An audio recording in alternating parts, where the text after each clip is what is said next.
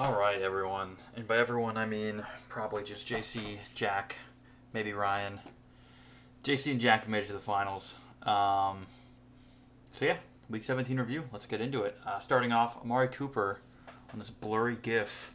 I'm really struggling to find, good resolution GIFs, but I'm trying my best here. Amari Cooper with an absolute monster performance last week. No one had him. I mean, it's bound to happen, and that's what makes this interesting is that there's going to be people on waivers that are going to score a lot and are not going to be rostered. So it really is at this point just a toss up.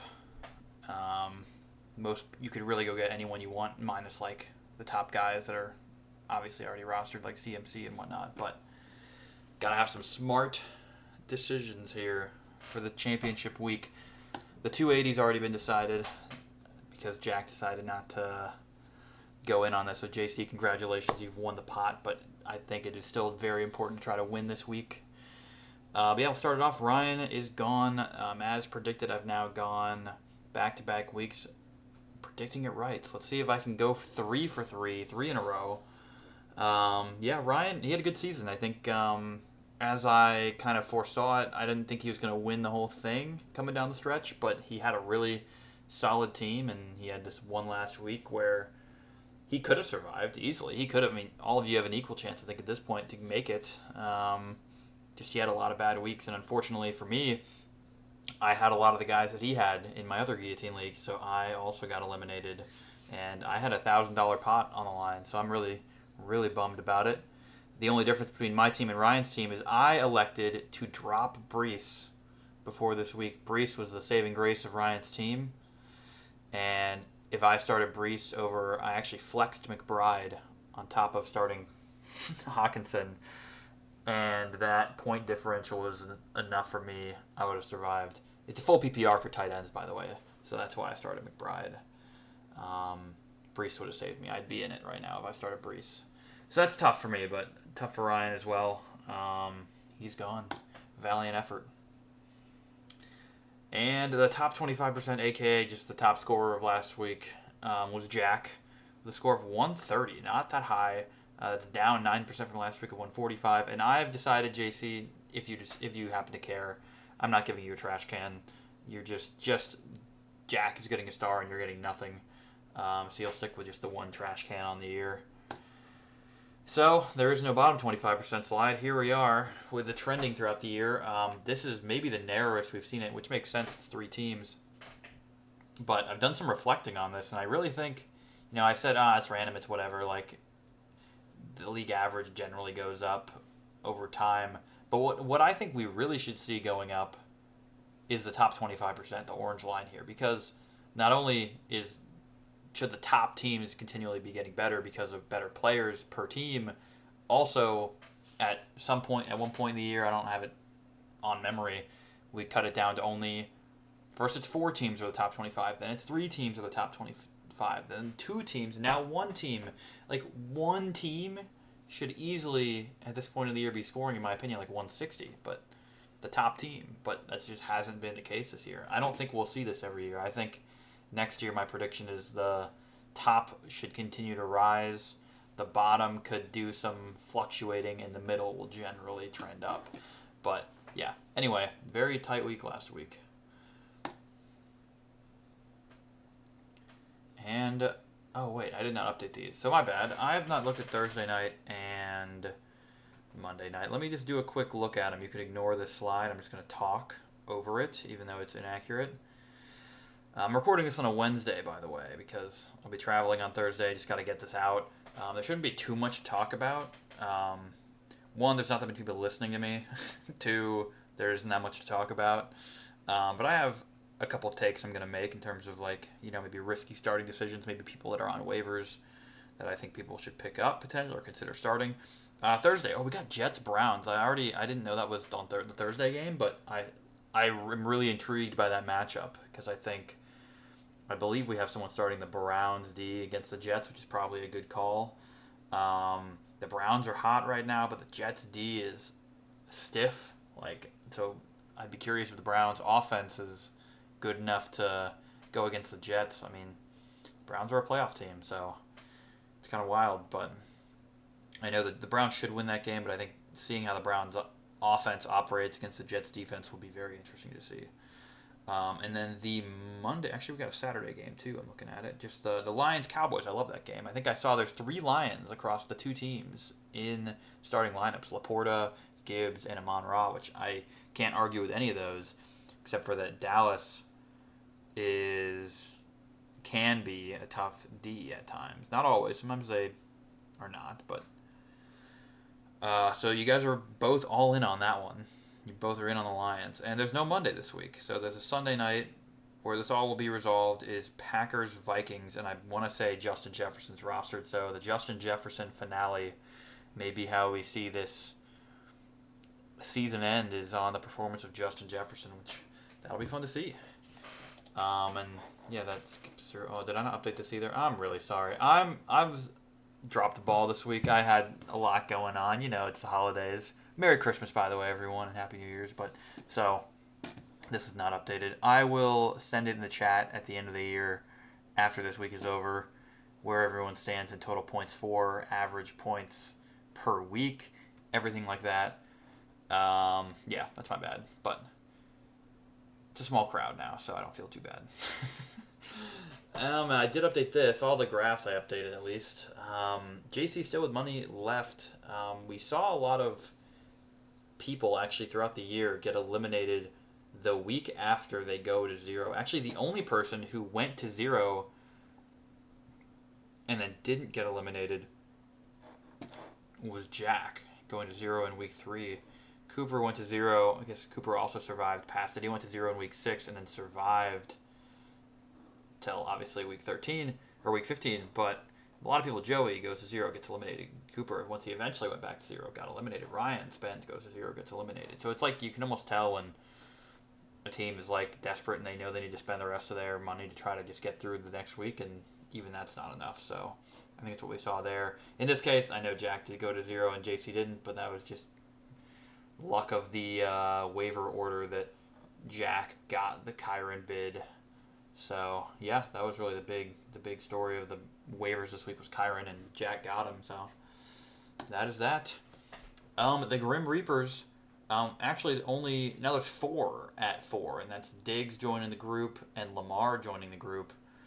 Niners D and DK still there. The Niners D plays the Washington this week, but they are the only team or only player that it has a chance of having 5 eliminations, and that's if Jack loses. But a lot of people rostered here in the 2s and 3s. CD Lamb, JC has, Jack has Jameer and Kyron. Yeah, CD Lamb really doesn't deserve to be here. He has been at 3 for a while. Like, he got 3 earlier on in the season and hasn't since, because he's been just a stud for JC. But yeah, that's really all there is to say. Kamara, Justin Jefferson, Cook on JC's team. Jack has McBride. Not necessarily starting all these people, but they are rostered as of now. And there really is no graphs this week. This is the only graph I'm going to do because everything else is even. When I go on Fantasy Pros, you both have even scores for this week and rest of season, so there's no really look at that. And Sleeper is the only thing I can use. I have Sleeper's projection here on the x-axis, and Jack is projected 133 here. JC is projected 130 here. That's the difference, just because of normalization.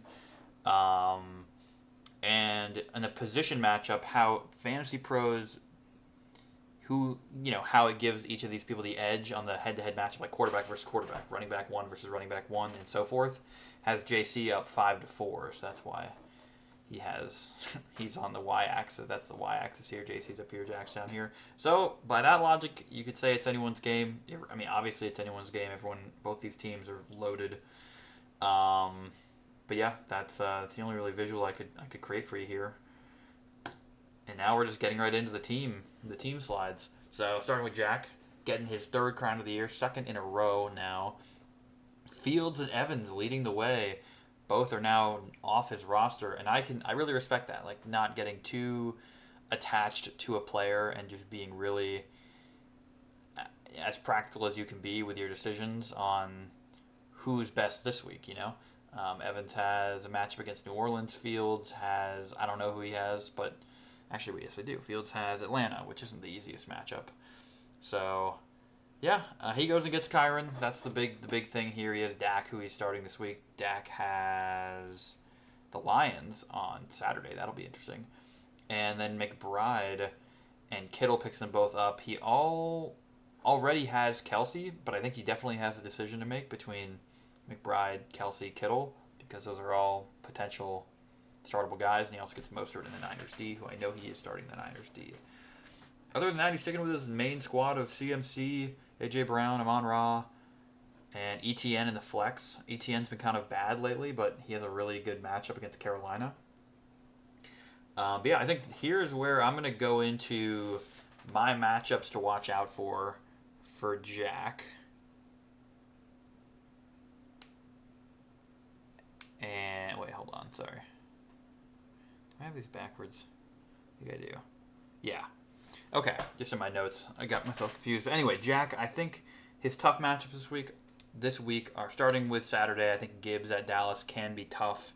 Being in Dallas, being just against the Cowboys in general, that could be, if the Cowboys start blowing them out, the Lions aren't going to be running it. I don't know. There's ways that can go wrong. We're getting really nitpicky, I know. So that's one of mine to watch out for. Kelsey at Cincinnati. Kelsey's been bad, like, relative to his whole career. He's been slumping recently, so I think there's a big potential he has a bad game. And then finally, I think ETN versus Carolina. Although Carolina's very forgiving against the run, I just think there's a big chance he can have a bad game. He's had 2 back-to-back bad weeks, so I think it's Jack trusting that the matchup will be good enough for ETN to have a really good game, and he may be right. But Carolina looked good against the Packers last week, so who knows? Those are my matchups to watch for Jack. And now, JC. He only goes and gets Laporta and Barkley. Laporta for $1, and he's starting Laporta. Last week, Hurts was the guy again. I once again do not think Hurts had a good game of. Don't think he played a good game, like that great of a game, I should say, but still enough for 24 points because of the rushing touchdown. Justin Jefferson and CeeDee Lamb are kind of a stud duo of receivers here, so that's a good look.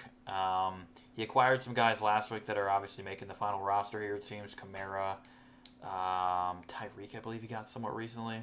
Jefferson he got last week, I believe. So, yeah, a lot of guys here that are really good. Hurts, it seems like he's matchup-proof. He's performance-proof. He can have a bad game, and he'll put up 20 points. So, hard not to want to start him. And if he has a really good week, he can break 30. So, that's good for him. It's good for him. My takes on JC's team, matchups to watch. First off, I think Kamara at Tampa Bay can be bad. We just saw Kamara have a bad week. So, or was it last week that he had a bad week? 2 weeks ago, I mean. Either way, he's had some bad performances. Here, I'm going to fact check myself real quick. I still think it's a tough matchup regardless of what he did last week. Tampa Bay's good against the run. Yeah, no, last week was bad. 6 points against the Rams. So that is correct. I mean, before that, he's been double digits every week, so maybe he bounces back. Maybe he doesn't. Either way, that's one to watch. I think Laporta at Dallas, another Lions at Cowboys. I think it's tough. Laporta is also coming off a bad week, and they're playing the Cowboys, so I don't love that either. James Cook, he has in his lineup. Doesn't show that here. But James Cook versus New England, I think, is a tough one. New England, what's more tough would be if someone had Diggs in their lineup. I would say that's a bad matchup, but no one has Diggs rostered. And I think that the Patriots are actually looking really good now, especially on defense. And they're always good at, Belichick's always good at taking away the big players. That, in theory, is going to be Diggs. But it also, right now, James Cook is kind of hot, so maybe Belichick makes a point to shut him down. He actually has Debo on his bench because Debo is questionable with a neck. He's limited on Wednesday, but they play the Commanders, so that could be a good matchup if he wants to throw Debo in there. Yeah, those are my... last but not least, I'll throw in one potential hot take here. I think Tyreek at Baltimore could be tough. Tyreek seemed kind of limited last week, being... he has an ankle thing going on. He's still questionable. I know he's going to play, but then Baltimore's showing how good they can be against the Niners. So I think it could be really tough for the Dolphins. I think they might struggle heavily.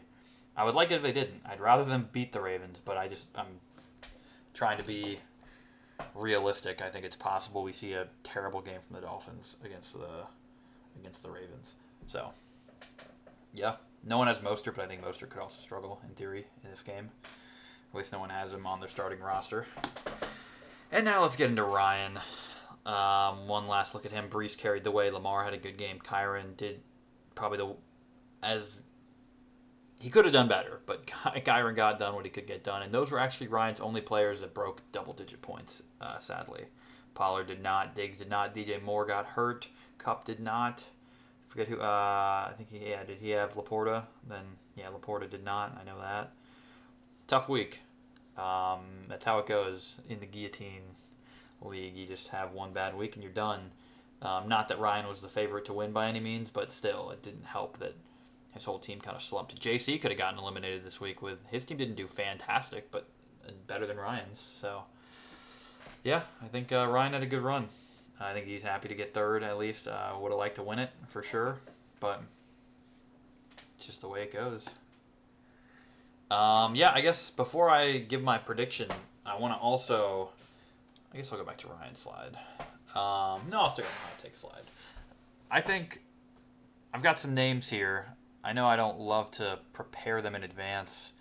I kind of just go with what I'm thinking as the video goes on who I think could be good this week. But I went through the waivers. I didn't actually look at your guys' benches too much. It looks like Jack has Mostert, JT, Killer McBride. I've already talked about his tight end decision here. And then JC has Josh Allen, which I think it's fine to bench him for Hurts. Barkley against the Rams. And then Bijan Robinson.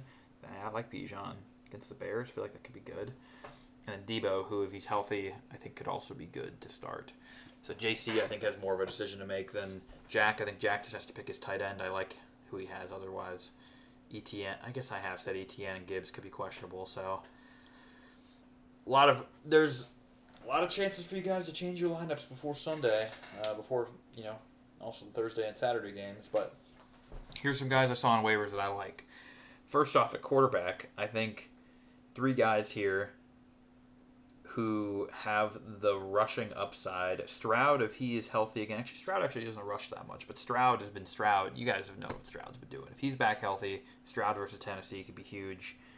And also, we're at the point, you got to think about, you might want to start a guy that can just explode. If one team has a 40-point, 35-plus point scorer, you're probably winning. And so you want to find that. And every week, there's always someone, every week that scores that much, basically. Maybe not every week, but almost every week, someone is scoring that many points, and you want to have that guy. And these are 3 guys I think could do that. Stroud versus Tennessee. Fields versus Atlanta. It's not a great matchup, but I think Fields has that potential. That's a huge boom-bust play. Risky. And then Lamar at Miami. I said what I think how that game's going to go. And if it does how I think it's going to go, then Lamar could be in for a huge week. On to wide running backs, by the way. I don't like anyone on waivers, I'll be completely honest. I think you could go with someone, but I think you guys have the best running backs rostered, and you got to make your decisions based on that. Receivers, I like Pittman versus Las Vegas. Pittman's been the model of consistency. So if he comes back, I don't think his injury will be holding him back at all. I think he almost got to play last week but didn't, so this week he should be a full go. Cleared protocol. It's more of a shoulder thing now, it sounds like. So anyway, Pittman, I love Pittman. Kupp at the Giants. I think Kupp is in for a week. I know he's had some bad weeks. He's had some good weeks. I think he's in for a huge week. I'd love to see someone start Kupp in the flex. And then Nico Collins going hand-in-hand with Stroud versus Tennessee. I think if Stroud is back, Nico Collins is in for a huge week. Nico Collins has proven to be good actually without Stroud. So I think if Stroud comes back, I almost want to say Nico Collins is a must flex play. I'm a big fan of that one. I guess you could call that my biggest take of the week. And I was going to say, because of how good of a year he's been having, Evans versus New Orleans. It's a tough matchup. We know there's kind of division rivalry there. But Evans has been so good this year, and he's coming off a big week. But I actually did a little digging looking through the past couple years of Evans versus the Saints have given him some trouble. I'll tell you that. I checked. He only has one game since 2019 where he scored double-digit half PPR points against the Saints. He's 1 for 7. This will be the 8th this week in the past 4 years. He's only broken 10 fantasy points once. And it wasn't by much. I want to say it was like 10.6. If you go back to 2018, he had some good games. But 2019 and forward, he has not been able to get it done against the Saints. So we'll see. We'll see what he does. I'm going to go avoid Evans. I'd respect it if someone did it. I'm not saying he can't do it, but it's a ballsy play. And lastly, I like Njoku at the Jets, or versus the Jets. Not sure he's better than some. I mean, look, Jack has 3 really good tight ends: Kelsey, Kittle, McBride. Any of those are good. I think if I were JC, I think Jack has 3 tight ends that are better than Laporta in Kelsey, Kittle, and McBride. Maybe not Kelsey at this point. Laporta's been really good, but he's coming off a bad week, and they're playing Dallas. So I've said what I said about that. Laporta could have a tough week. So I think of people on waivers that JC could consider to start over Laporta. I think Njoku is his best bet, but they do play the Jets, so maybe that's not a good thing. Let's see. Maybe a little hot take here. Honestly, if I'm going on the same theme with the Ravens game and how I think they're going to do it, I think Likely could be in for a huge game, because not that the Dolphins are just going to get shut out. I think the Dolphins will keep it competitive, and maybe it's a high-scoring game. I see Likely having a good game. Isaiah Likely. I'd be really. I even myself would have a hard time starting Likely over Laporta, but Laporta against Dallas scares me. I'm not gonna lie. Ferguson seems to be another good name here, but I'm not too strong on that one. Ferguson against the Lions. That is it. Those are my waiver available player takes of the week. But now on to my take for the year. I know Jack has been my guy who have said once I did my adjusted prediction, I moved it from Potter to Jack, and wisely so, because Potter got eliminated soon after. But I'm keeping Jack there. I'm sticking with my guy Jack. And JC, predicting him by default then to get eliminated this week. Sticking with Jack. I still like Jack's team. I think the tight end matchup could be the difference maker here. Not gonna lie, and I think all one of these teams needs is one breakout dude, score 30 to 40 points, and that team's winning. That's it. And if that doesn't happen, then I think it's gonna come down to like tight end. Tight end can be that important. So that's my take. And my power rankings reflect it as such. That Jack is now number 1. JC is 2. That's all I got. That is it for the year. This video is going to be a lot shorter than the others. Best of luck to Jack and JC. JC, of course, has already won the monetary prize, but I'm sure both want to win it just as bad. Jack might want it a little more, though, It's because he gets nothing, but he wants the pride of winning. JC has something to kind of feel like he's accomplished. I don't know what JC's thinking. I'm just getting into his head, I guess. But yeah, it'd be some interesting to see how each of the starting decisions go. But I'm not going to ramble on. I'll end it here. Best of luck, everyone. It's been a fun season. I don't think I'll put out another video after this week. But one last thing I'll leave you with is, if you guys remember earlier in the season, and by you guys, not a lot of you are listening to me right now, but what I want to do is try to find a way to re-engage people throughout the year, because it was so fun earlier in the year when everyone was watching the videos and everyone's trading everywhere, and everyone is super active and involved, minus a couple people. I want to find a way to keep that throughout the year. So some kind of way to involve everyone even after they're eliminated in a way that they can enjoy / build for next year / find a way to get back in. I don't know, Ryan and I and all of us, I guess we'll have to agree on it, but it's a thought that I had that I want to take into next year, because this happens in my other Guillotine League too. People just lose interest. They get eliminated, they lose interest, and rightfully so. There's nothing to be excited about or have any investment in. So I want to keep people invested somehow. So that's all I'm going to say is we're going to try to come up with something for next year to keep it fun for everyone throughout the year. But all right, best of luck, guys, and I will catch you next year.